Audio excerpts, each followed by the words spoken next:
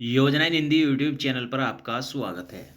उत्तर प्रदेश के शिक्षा मित्रों के लिए बड़ी अच्छी खुशखबरी है, क्योंकि काफ़ी लंबे समय से अपने मानदेय यानी वेतन के बढ़ने का इंतजार कर रहे शिक्षा मित्रों को अब बढ़ाकर वेतन दिया जाएगा, जिसमें अब शिक्षा मित्रों को 18,000 रुपये प्रति माह के हिसाब से वेतन दिया जाएगा।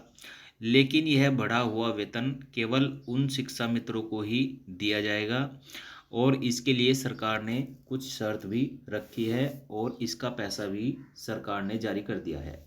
तो अगर आप भी एक शिक्षा मित्र हैं तो वीडियो आपके लिए बहुत महत्वपूर्ण होने वाला है और आप जानिएगा कि क्या आप भी 18,000 रुपये प्रति माह का वेतन पाने के लिए अवेलेबल हैं, यानी कि आप एलिजिबल हैं या नहीं हैं, और सरकार ने इसके लिए कितना पैसा जारी किया है, सब कुछ जानकारी आपको इस वीडियो के माध्यम से हम देने वाले हैं।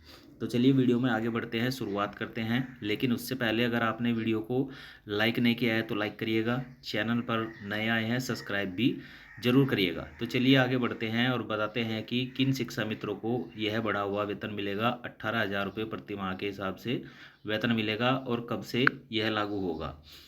देखिए, जैसा कि सोशल मीडिया से जानकारी प्राप्त हुई है, परिषदीय स्कूलों में कार्यरत शिक्षा मित्रों को इस माह से 18,000 रुपये प्रति माह मानदेय मिलेगा। यानी कि इसी माह से 18,000 रुपये का प्रति माह का जो मानदेय है वह दिया जाएगा।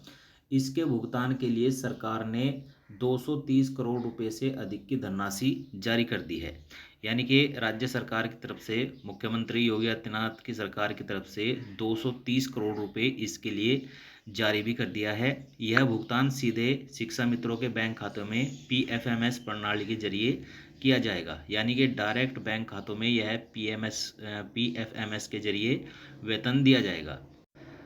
वित्त वर्ष 2026-27 में अप्रैल महीने के मानदेय के लिए कुल 230 करोड़ रुपए 230 करोड़ और 11,38,000 रुपये जिलों को उपलब्ध कराए गए हैं।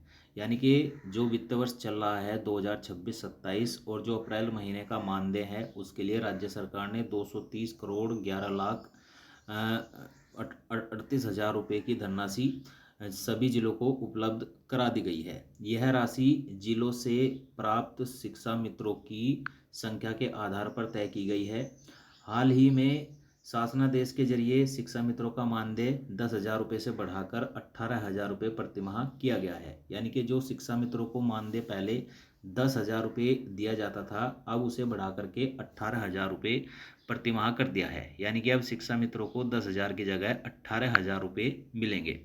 बढ़ी हुई दर 1 अप्रैल से लागू होगी और साल के 11 महीने का मानदेय दिया जाएगा। यानी कि जो बढ़ी हुई दर है वह 1 अप्रैल से लागू मानी जाएगी और जो 11 महीने का मानदेय है वह शिक्षा मित्रों को दिया जाएगा।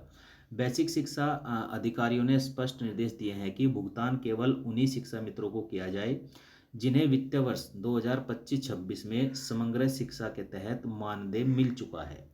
यानी कि जो शिक्षा मित्र 2025-26 में समग्र शिक्षा के तहत मानदेय ले चुके हैं, उन्हीं शिक्षा मित्रों को यह बढ़ा हुआ मानदेय यानी कि 18,000 रुपये प्रति माह मिलेगा। इसके अलावा किसी अन्य को इस मद में भुगतान नहीं किया जाएगा।